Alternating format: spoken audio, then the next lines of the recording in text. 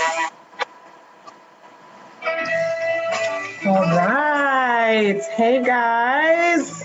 Welcome to another episode of the Eventful Life, Living Out Loud. I am your host, Janelle Boyd, and I'm so excited to be back with you again this week to share time and space with you.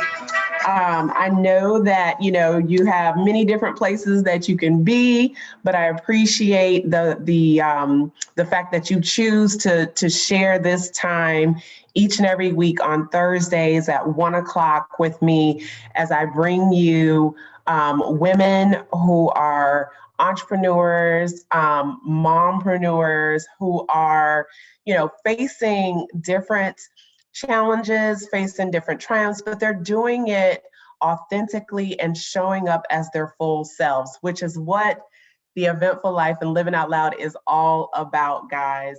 It is about coming together and what I like to call really being okay with sharing how we have failed forward in our journey as women. These are some of the things that, sometimes we don't like to talk about, right? But once we do let our guard down, take off that mask, then what we find out is that, guys, we're not in this alone, that we all have had those moments. And it's not about how you start, it's about how you finish and what you do in the middle, right? So I'm excited to have my next guest with me. She is, she's amazing. She is a advocate for health. I call her the walking, talking poster board for health and wellness, because I mean, every time I see her, she is in her element and I love it. Some people you just see and you're like, yes, like they give you energy just looking at them. So that is who she is. And so let me just tell you a little bit about her. I'm excited to bring to you Meedie Meedie, correct me if I'm saying it wrong, because I hate butchering people's names. Bardonille. Okay, listen, y'all know how my first name is spelled, so y'all know that I'm real sensitive about that. But she is a mompreneur. She's a nurse, and she's the founder of AFYA Wellness Solutions. So, Meedie, I am so excited to have you, girl. Hey. Hey girl, I'm so excited to be here. Thank you for having me. And the AFYA is actually AFYA, and AFYA means wellness in Swahili. Oh, wow. Come on now. So she already opening us up with knowledge. Okay. Go ahead and set the tone, Meedie. I love that. That is beautiful. So how did you derive at that? Like what made you think of that? Oh, great question. First of all, Janelle, thank you so much for allowing me to be here and share on your wonderful Living Out Loud platform. So excited. It was such a pleasure. We've kind of knew each other remotely, if you will, for quite some time, and finally got a chance to work on a project together that you're aware of. And so it's just so nice to be here. And thank you so much, sis. So AFYA Wellness, in short, it's new. It's something that was just recently birthed by myself and my husband. And we are working on ensuring that we help health and wellness in its full totality in our communities, particularly our Black and Brown and other underserved communities. And so we are excited to share. And AFYA, I was trying to think of names, trying to figure out, like yours, the eventful life, like what does that mean? Yeah. And so as a person who had an affinity, clearly as a Black woman, as a nurse, and the platform being health and wellness, what am I connected to, particularly with African Americans and specifically? And so I was looking up names, different names for health, different things for wellness. And that's when I came across AFYA means health in Swahili. That's beautiful. Yes. Look at that. That is beautiful. And I love the interconnectedness of it all. So let's jump right in, because I know that, right now, health and wellness is is on a lot of people's radar right now, for a number of reasons. But I want to start by you sharing a little bit about, your journey with how you kind of came to, fall in love with health and wellness. Is it something that's just always been a part of Meedie, or did it, come about, along your journey in a different way? So let's start there so that the audience can get to know you a little bit. Short answer is my mother passed away when I was 4 years old on Mother's Day of ovarian and uterine cancer. Second part of that answer is after that, there was a nurse who was very integral to helping my father, who now had a 4-year-old and an 8-year-old, navigate these waters of his wife, being hospitalized, going through, chemo treatments, et cetera, all the things that my mother had to endure. And then her being transferred, originally from Pennsylvania, and then her being transferred to facilities in Philadelphia, which is about 45 minutes from where I grew up. And I just always knew I wanted to be that person like she was, that person who was able to truly make an impact, that person who truly touched the lives of people, not just giving them medication, but really making an impact in individuals' lives. Now, was your mom a nurse, or my mother was not a nurse? Healthcare or anything? Nope. Okay. Nope. Okay. My mother was not a nurse. She was the patient. Okay. And I knew as she was navigating these waters, even as I was young, I always remembered how that nurse helped my father, myself, and my brother obviously navigate these waters. Right. Then, unfortunately, my mother passed away to her disease process. And then fast forward to now I'm in high school and I started the candy stripe. My freshman year in high school, I went to the hospital. I was the volunteer. We don't have candy stripers anymore, but I remember those days. But I wore the candy striper jacket. I delivered water. I went and got candy and walked to all the units. I got the magazines. I did that. And then I was on one particular unit at Easton Hospital, back where I'm from. And the nurses literally allowed me to do, I probably shouldn't say this now, but it's clearly 30 plus years later. Yeah. They allowed me to do some patient care things because I was so interested that I probably shouldn't have done back then, Janelle. Right. That's really, it's like hands-on learning, hands-on. I got hands-on learning as a freshman, sophomore in high school, and I knew this is what I wanted to do. And so I kind of followed that path. Fast forward, become a nurse, finish nursing school, everything's great. And then my brother passed away several years ago of an aortic aneurysm, and he was only 31. And so my affinity for health and wellness and wanting to really reach out and help others has always really been there. And as you can tell, you talked about, the things that I do. I've always been an athlete at heart. Ever since in middle school, playing on different teams. I played sports throughout my entire high school career, basketball, track, even softball. And then when I went to college, I ran track my freshman year, but because of my nursing major, it really didn't allow me to do all the travel that a lot of college athletes have to do for different meets. And so I only ran my freshman year in college, but then I continued to do so even today. I see you out there pounding the pavement, running and encouraging others. One of the things I want to pull out of what you said is the fact that, your journey almost kind of was destined at the age of 4, with you experiencing what was happening with your mom. So sometimes when we, even when we're so young like that, and the thought is, oh well, they're young, they still got all their lives ahead of them, they don't know what they want to be. Sometimes there are things that are shaping us right then and there. So even in our youth, more than we know. I mean, subconsciously even, right? And so I just thought that was so, just so profound, that it's like one step just led to another from the time that you were, 4 years old, where this importance of health and wealth was like ingrained in you, and really spoke to you, resonated with you. So that's beautiful. It's funny you say that, Janelle. My husband says to me that I'm one of the few people, if not the only, that said they knew what they wanted to be when they were a little kid and actually became that thing. So to Right. your point, yes, at 4 or 5 years old, I want to be a nurse.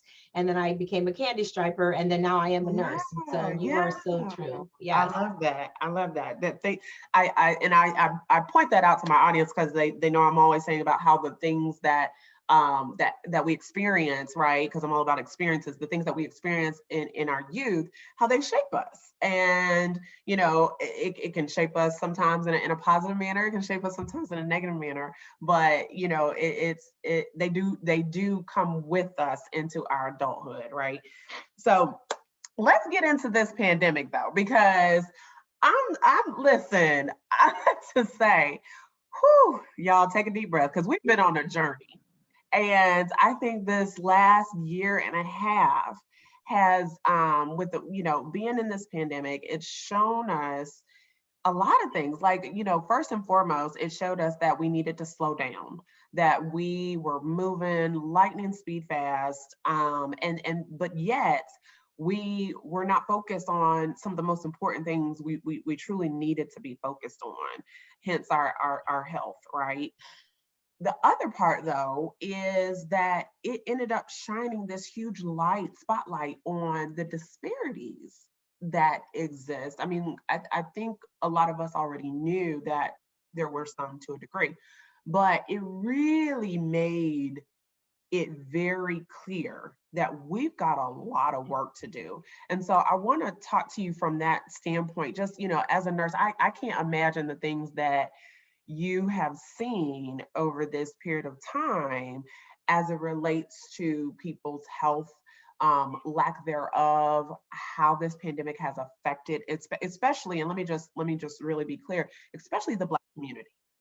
So can you share a little bit about just what you have seen and what you've experienced, you know, over the course of this pandemic as it relates to people's, you know, the Black community's health and how we are, you know, how we're managing that. Great question, Janelle. And quite frankly, you and I can have that discussion for probably 2 or 3 hours on your show. So I will do That my was best. loaded. I will do my best to give the Yeah. abridged version. The first thing that you had already alluded to is that I feel that number one, the pandemic has ripped off the Band-Aid of a wound that was already dehiscing. And so for those of you that are watching, when you have a wound or something and it's starting to heal and it's starting to come together, but every once in a while, if you don't have the appropriate stitches or the appropriate bandage there, the wound starts to reopen. And I feel that during this pandemic, you thought we would have done better after Katrina. Right. Oh. You thought we would have had lessons learned about emergency preparedness and public health just from Katrina only impacting and for those of you that are watching, yes, it was significant, but it wasn't something that impacted the entire country, yay, world, right? It wasn't a pandemic.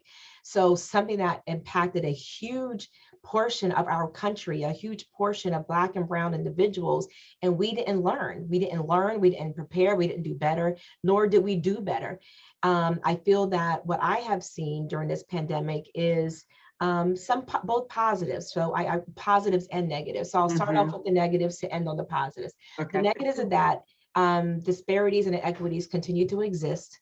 Yeah. Disparities and inequities have not completely been addressed.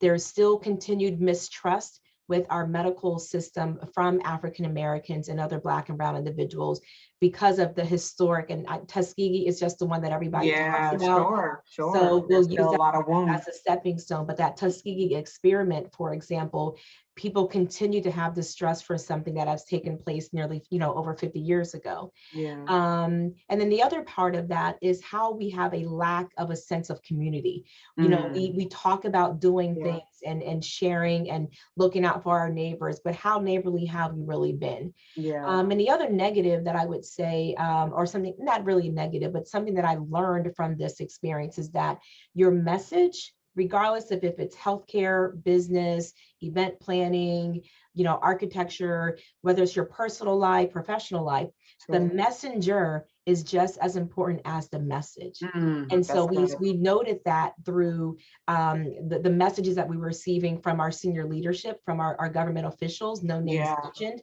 But we do know that one person, when you say one thing, then you have another person who is a subject matter expert saying another thing.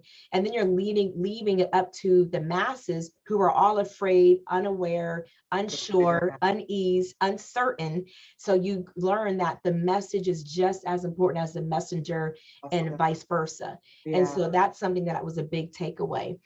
The other thing that I would add of some of the positives of that, we highlighted the importance of nurses. We highlighted the importance of healthcare providers.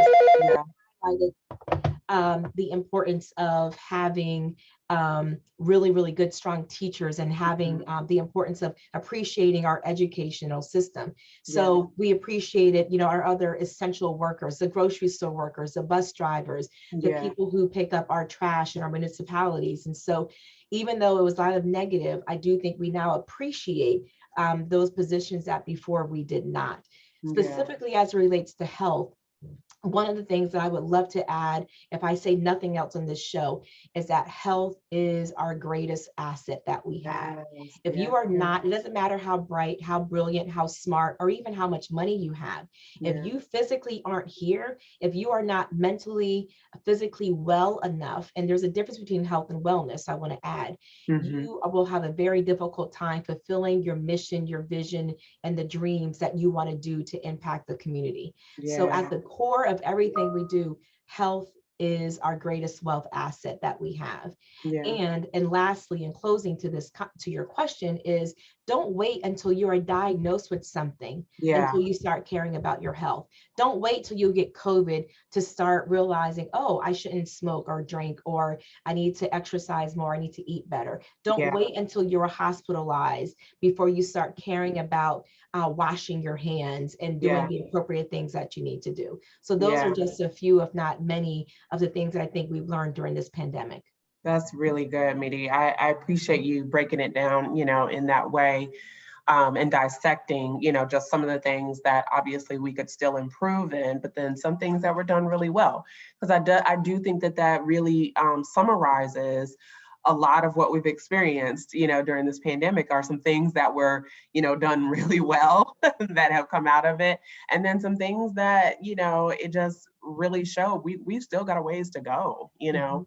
And the other thing I want to point out is you mentioned, you know, don't wait until something happens to start taking care of yourself. And you know, I listen, ladies, I gotta say, y'all know we'll keep it real. she talking to us because women have the tendency to put us on the back burner and take care of everything and everybody else until we literally are losing a limb, you know, or you know, like my mother would say to me, you either gonna learn through tribulation or you gonna learn through revelation, you know. Hopefully it's the revelation, because the tribulation ain't gonna feel so good. And I think that that is so true, because when, you know, once you're at a point where you're losing a limb, or you're, you know, already beyond understanding that there's something wrong, right, physically wrong, then it makes it harder to then get into that space of health and wellness, you know. So I love that you pointed that out, because we definitely have to make a shift there. um, you know, that's part of the eventful life, and what we believe in is making that shift into inward, focusing inward on yourself in terms of self-love. And so I love that you pointed that out. Let's take another step further and start talking about, you know, how we move towards, I know you've been a huge advocate about moving towards being fully vaccinated, you know, and reaching what is called herd immunity. And I love how I'm seeing, you know, people like yourself and other folks who are advocates, even doctors, high profile celebrities who are coming out and sharing like, hey, listen, I got fully vaccinated and you should too, and sharing why. How do we continue? Because sometimes, again, media will have you believe that, hey, we're in a safe space now because we see all these people getting vaccinated, but that's not true. We still have a pandemic out here. There are still people dying. So how do we continue to be a part of that messaging to make sure that people understand, hey, you still need to go and do this? And if you're having reservations, how do we encourage to still seek the information? So I think that all goes back to my comment of the message is as important as the messenger and vice versa. The messenger that is aligned to what the message is. Yeah. So if I was, some random person who had nothing to do about healthcare, and I'm telling you, you need to do this, but I'm not doing it myself, you have to walk the walk and talk the talk. That's and right. So I know you and I do follow each other on social media, and I've been using my own platforms to say, not only am I telling you to do this, I am doing it myself. That's right. When I post, hey, I'm eating 5 miles for lunch or eating 5 miles for breakfast, because I understand the importance of staying active and healthy. Here's the first thing that I would say to your question is, I do believe in science, but I do have a faith in God. So I don't believe in, and this is Meedie Bardonille speaking, not as a representative of where I work. So those of you, if you know me, I'm not speaking on behalf of my organization. This is my own personal tutelage, if you will, to you all, is that do the research for yourself. I am not here, Janelle, I don't believe you have me here to convince people. You have me here to share my story. I'm not here to give medical advice. I'm here to share my story. So I want you all to know that as a nurse, as a healthcare provider, as a person who got COVID, and I'll talk about that later if you allow me the time. Absolutely. As a person who has injected over 200 people with the vaccine myself, I do believe in it. I do believe, as a person who's spoken to one of the main scientists with the Pfizer development, who was another Black African-American female woman who, just like Dr. Kizzy Corbett, who everybody now knows is a household name, I spoke to her and was able to get her feedback and what the technology was. So I'm fairly confident in the vaccination, and it will produce the opportunity for us to reduce hospitalizations and reduce deaths. So it doesn't mean that you won't get COVID. It doesn't mean that you may not, that you still need to wear a mask. Everyone needs to understand, and none of these vaccines, Janelle, has said 100%. They've all 95 to 96%. 95 does not equal 100. The last time I took math class. So there's that small opportunity where you may get COVID. Well, what it does do, and what it has been 100% efficacy in, is reducing hospitalizations and reducing deaths. And that's what we want. Second part of that is we get vaccinated anyway. If any of your children are in school, you are required by public health mandates to have certain vaccines to prevent things from happening, i.e. smallpox. People don't realize over 20 million people a year get smallpox throughout the world. The reason why the United States does not see that outbreak is because we get vaccinated against smallpox. Over 150,000 people throughout the world a year die from smallpox. That is because some of those other underdeveloped nations or countries are not, they don't require the vaccinations. So people need to understand that. Thirdly, the people who think it's, the conspiracy theory of, nanochips and nanoparticles and the government wants to track you. Well, how about this? The government, if they want to track you, they're already tracking you. That's right. We're already on social media. When you click in here, check in where you are. They know where you are. They know what you're doing. It's pretty easy if they really wanted to track us. Yes, if you're using credit cards. You're using a credit card. Exactly. Exactly. And so I just want people to know that, again, I do believe in the science. I've read Yeah. the information. I read the FAQs myself. I spoke to my own personal physician who've Mhm. encouraged me to do it. And I encourage you all to do the same. I'm not Mhm. asking you to go out and read the 200-page document about the vaccine, but I'm Right. just asking you to know, go to cdc.gov, go to the fda.gov and get the information, read it for yourself, and be a healthcare consumer, no different than you would when you go to drive a car and purchase a car. You just get in the That's right. car and you assume the brakes are going to work because somebody signed off on it. So I hope we would continue to do the same, because we want to stop people from dying. And Yeah. albeit, yes, our numbers are getting better. Yes, people are not getting hospitalized as much. Yes, people are not dying as much. There's still hundreds of people every day that are dying. There's Right. still, we still have 33 million Americans who now have a pre-existing condition of COVID-19 because of this Right. pandemic. And how dare we think that within a year, 500,000 people, I think we're nearing 600,000 Americans, just Americans, have Yeah. died. I Yeah. mean, that's a Yeah. whole entire city Exactly. or And that's not sub-city. even, taking into account that we have countries who are nowhere near where we are in terms of being vaccinated or even having access to the vaccination. Yeah, So, exactly. So we have to be good citizens. We have yeah. to be very neighborly. And this is a scenario where what I do really impacts you and vice versa. Yeah. And so wearing the mask, following the mandates as much as you can, making sure that you are socially distancing around those individuals who aren't vaccinated. And again, we're not here to vaccine, shame anyone. No, It's no. just, science is science. We want to make sure that we do the best we can so we Yeah. can continue to get to the end of this and move forward. That's right. That's right. And I think the biggest thing I want to point out is what Meedie just said about this is a neighborly thing. This is not just about you. It is about, Your mankind. grandmother, the Exactly. person with asthma, like the person Exactly. that has these other There you go. pre-existing conditions who There you may not be go. able to fight it off like you can. Yeah, Exactly.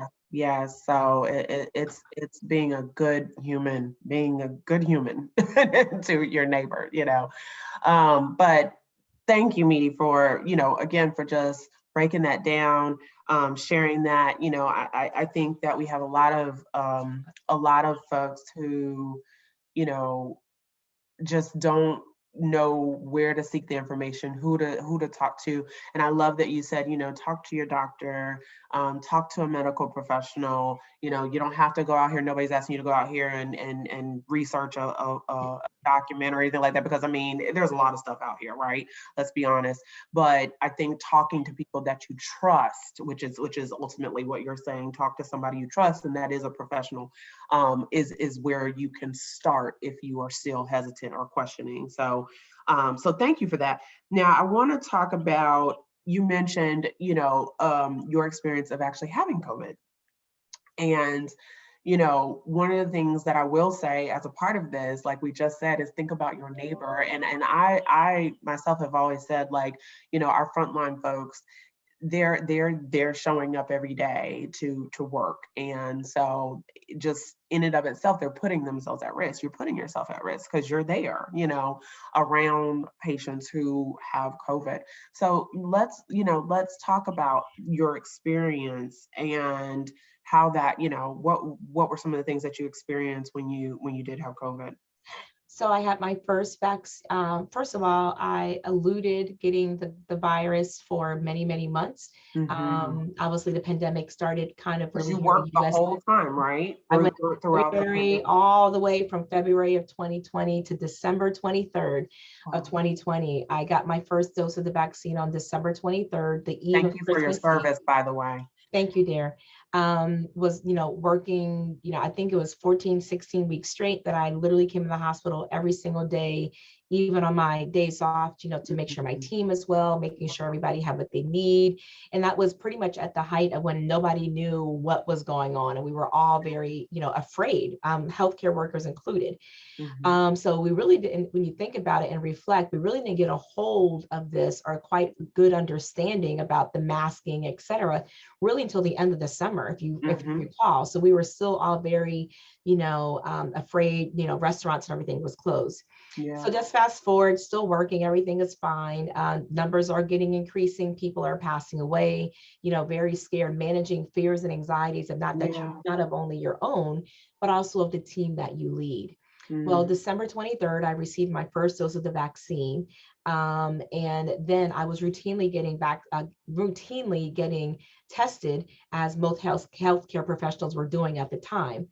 I got tested on January 4th, and my test came back positive on the 5th. Wow. The evening, I ran home, double masked, gowned up, everything.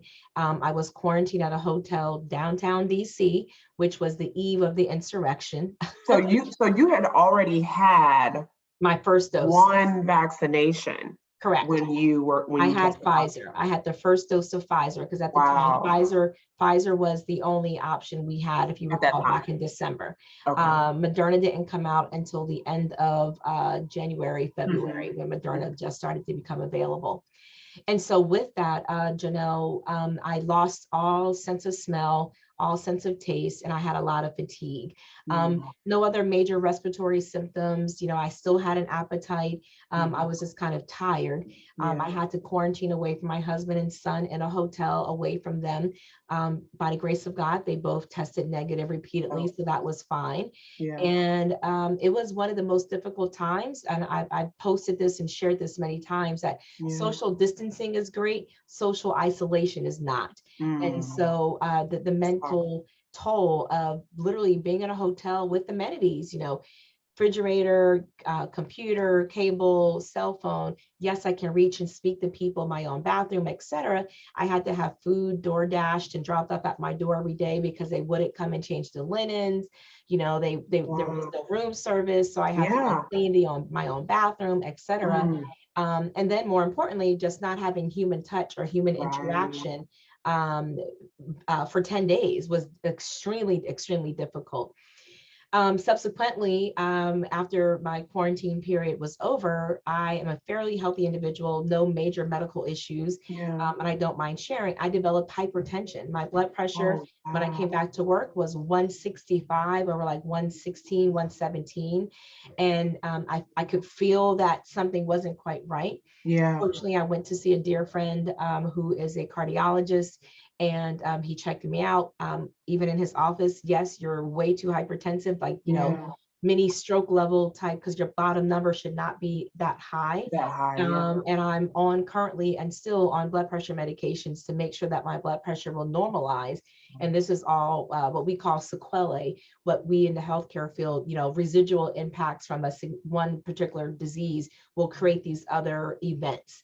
And so because of the COVID, I now is it a direct result of having COVID, having Correct. Wow. Because what they're learning now, that COVID has an inflammatory process to it that creates your body to feel that way. And so, yes. And so I have subsequently got back on the horse, been working out even more than I was prior, and being very more conscientious about my diet and exercise. And the one thing I wanted to add to what you said, Janelle, at the very beginning, as women, we put this big S on our chest because we feel like we're doing everything for everyone. When honestly, at the end of the day, if you aren't here for your kids, if you're not here for your mate, your spouse, your loved ones, your family, your coworkers, you're no good to anybody. So Janelle, every single day, I don't care what my son has going on. If it's, if you watch me, he's a lacrosse player. I'm going to go at least get in 2 miles at minimum, if nothing else. Some days I will do longer, but I make it a habit that I will take care of me every single day because I want to live. I'm only in my 40s. And so I literally was at a position in the point in place where I could have had a stroke. I checked out my blood pressure. And you were on top of the fact that you were quarantined and by yourself, which who knows what could have taken place, had you had something occurred while you were there by yourself. So, I mean, that's so, if talk about a wake-up call, right? I mean, and again, going back to what we were saying earlier, we have these moments in our life where it is literally like, okay, this is it. Like, this is your moment. You're either going to decide to get it together and put you first and understand that by putting you first, you are putting everything else around you as a priority. That is putting you first. It's having that wake up call and that wake up moment. And my heart goes out when I see, because I too have been on a journey, and I used to be that woman who did everything and took care of everything and everyone first.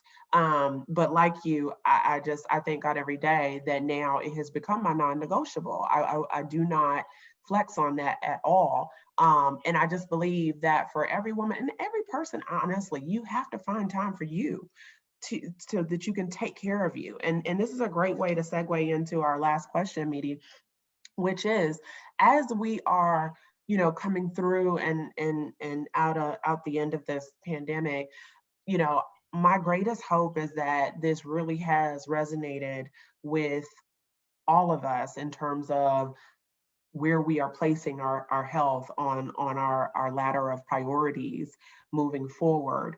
But even on a day-to-day basis, right? What's your advice for women, particularly women entrepreneurs out there and mompreneurs who may still be struggling with this? What are the things that should be on our radar on just a, day-to-day maintenance yourself, like a car? It's like, when that car is getting out of alignment, girl, you're trying to turn that wheel and it's like, wait, why I hear all this tinkering? And why when I'm driving, the car is pulling me to the left? Those are signs that it is time to get that vehicle maintenance, and you are no different. So what are some of the things that, I would say on like a daily routine checkup, right, that we need to start putting on our radar so that we are just doing our regular maintenance of our health? The first thing I would say, even before answering that, Janelle, is that we have to understand that self-care is not selfish. Right. That's And right. I repeat that, self-care is not selfish. And so I don't feel bad when dinner might be 30, 40 minutes late because I'm going to go run first. Yeah. Whether it's your run, whether it's your walk, whether it's your Pilates class, or whether it's your 30-minute Peloton ride, or whether it's your, whatever that activity is, no one is going to die because you just took that time. Like, your house will be okay. Your kids will be okay. Yeah, the house will still be there. It won't be burned down. Even if you have an infant, the infant will be okay.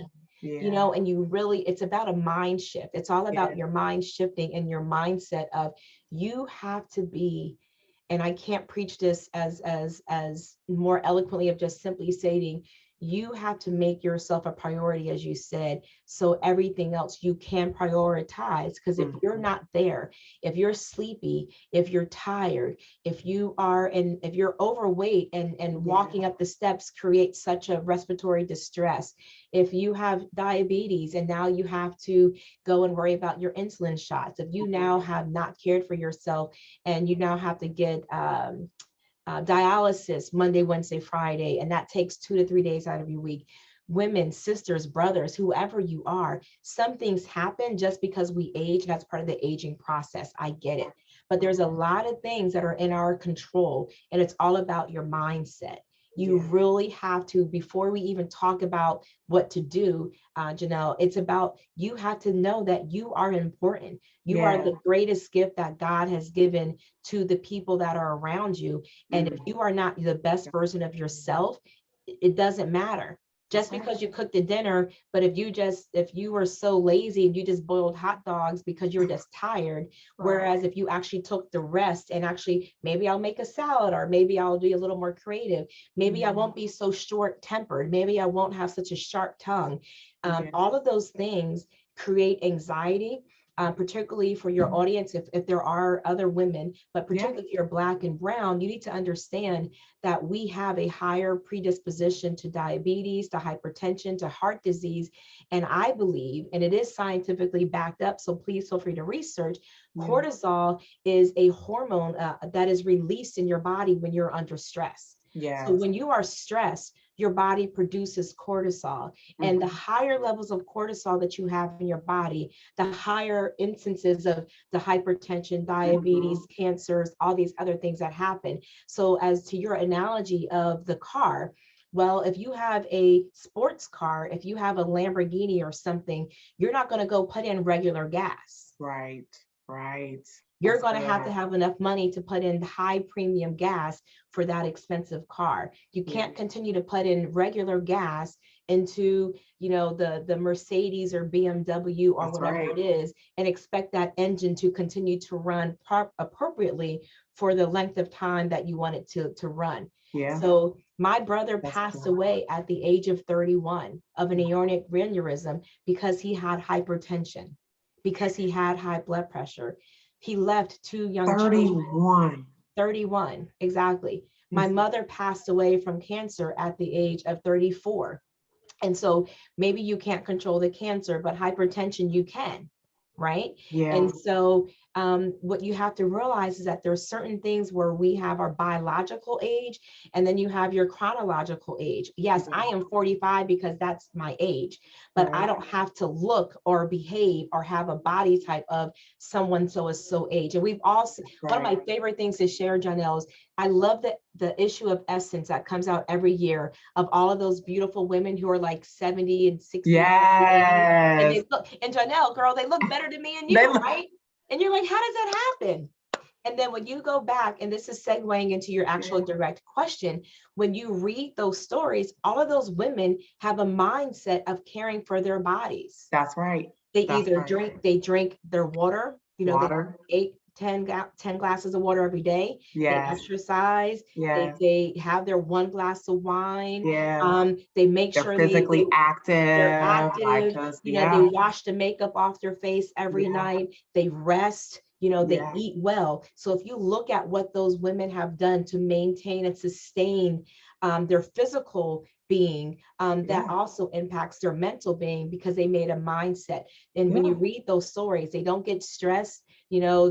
They take their vacation, they enjoy their family or their girlfriends or their relationship. It's a mindset shift. Just like you said, it is a complete 360-degree mindset shift. Like, and I love the analogy of the gas in the car, because they see themselves as the Lamborghinis. I was just going to say, they're like, I'm not I am not no whatever, Honda, and I'm not dissing Hondas, right? Yeah. But yes, I'm not dissing Ford or Honda, but they have gotten to that point where they have shifted their mindset to say, no, I require these things, because these are the things that are going to keep me at like you said, looking and feeling the way that I want to.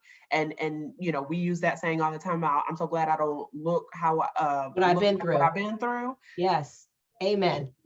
Listen, I'm like, you want to, I'm like, to a degree, yes, I get that saying, but I'm like, you don't want to look like what you've been through. Like you really don't, you want to look like, hopefully, what you are aspiring to be or aspiring to do. Exactly. So I love what you are sharing, Meedie, and I know you were get ready to finish up by answering, sharing some things with us about how we can just continue that daily maintenance. I look at you, Janelle, because again, you and I, full disclosure, we're friends. We met each other. You do active things with your children, So I go yesterday, I went out and did 4 miles. My son wanted to bike. Well, guess what? He was biking on the trail as I was doing a walk jog on the trail, so involve your family, so I had family time with my husband as we were out together. So we had time, and we were still checking off the box of what are we doing for our physical being. We were able to talk about things, within our relationship, within our marriage, within our household. What do we need to do? What are we going to do this summer, etc. As we are at the same time being active. I love that.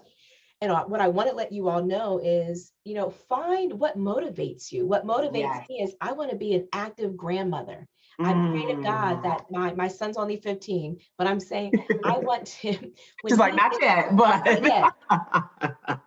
Let's be clear. But when my son is older, and he gets married and he has children, I want to be the active grandmother. I don't want to be the one that's not physically active, unless God says otherwise. But as long as I have any control, be active. And there are days, I'm a nurse, so I will be the first to say that my sleep pattern is not the best. But my husband can tell you there are definitely days where, I'm just literally in the house all day. Literally where I have not even bathed until 5 or 6 o'clock. So I've gotten up, eaten, and just laid back down. Find those times and take time for yourself. Drink water, take your vitamins. And it's not that you can't eat the cake, just only eat a piece of the cake and not the whole cake. Not the whole cake. Right? And so that's the difference. Or cake every day. Or cake every single day. It's okay to have a cheat day. And another thing I want to let people know is when you hear the word diet doesn't necessarily mean, I posted this the other day, exercise because you're celebrating what your body can do. Don't exercise because you're punishing yourself for what you just ate yesterday. That's good. So if you ate a whole cake today, I promise you, you can't just work that out tomorrow just because you decided to go out and walk 5 miles and it's gone. Nope, it doesn't work that way. That's right. Because you still have all the blood sugar, you still have all the carbohydrates that you ate. It has to be a lifestyle. So just like you get up every day and brush your teeth, just like you get up every day and bathe and put on deodorant and put on clean clothes, find that time, whether it's 10 minutes, preferably at least 30, just take care of yourself. Journal, your mental health. I would be remiss if we're only talking about physical stuff. Your mental health is just as important. And when and for me, I choose the running. I have a Peloton that, full disclosure, Janelle, that I know we're wrapping up, but I have a Peloton that I haven't even used that much. Why? Not because I don't like it, but I'm an outdoors person. Right. Yes. Me too. So me too. I like to be when out. I'm out there listening to my audiobook when I'm running, or listening to Beyonce or whatever it is that I'm listening to when I'm running, that's my release. And so that is the vice that I have. It could be alcohol, it could be something else, but that is how I get my de-stress. So for some people it's gardening, for some people it's journaling, but for me, being outside, getting the fresh air, even in the DC humidity, I love being outside. And so whatever that is for you, find that thing and do it. Like it's non-negotiable. Schedule it, make it happen, and don't feel guilty, because you need to be the best version of you so you can then be the best version for the people in your life. That's good. And so you can live out loud. Like, yes. You can't be out loud. You can't live out loud if you're not living. And you can't have an eventful life if you're laying in a wheelchair somewhere. That's right. That's it won't be eventful. You'll just be sitting in a house. There'll be nothing eventful about your life. At all. Exactly. No, I love it. I love it. Yeah, so many nuggets there. I love the getting outside, and really the emphasis on doing something that motivates you, that you find, y'all know I say find the joy in it, because if you don't, you won't want to do it. And rightfully so. Most of us, human nature, we don't want to do the things that we don't enjoy, right? So now if I can, 20 seconds. You see my hair.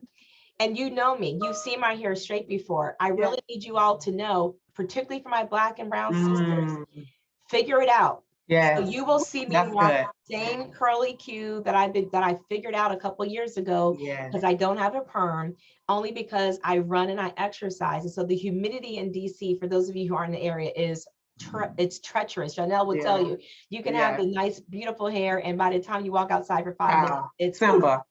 So either find that protective hairstyle, particularly to my Black and brown sisters. Do not allow your hair to be a barrier to your health. Do not allow your hair to be a barrier to your health. Figure out something. And that's why, and you've seen my hair straight before, Janelle, and you know that. So when the summertime comes, this is what you get. Because this afternoon, I will be outside in this 90-degree weather, walking or jogging, and I have to figure out a way, what can I do to still be healthy, still be outside, but not be restricted by my hair. So again, I'm a realist. Great point. Realist. Do not let your hair be a barrier to your health.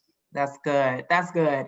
And same, I have my braids in, or go get you a Donna, put you on a Donna, take Donna off, whatever you need to do. But I love that. Do not let your hair be a barrier to your health.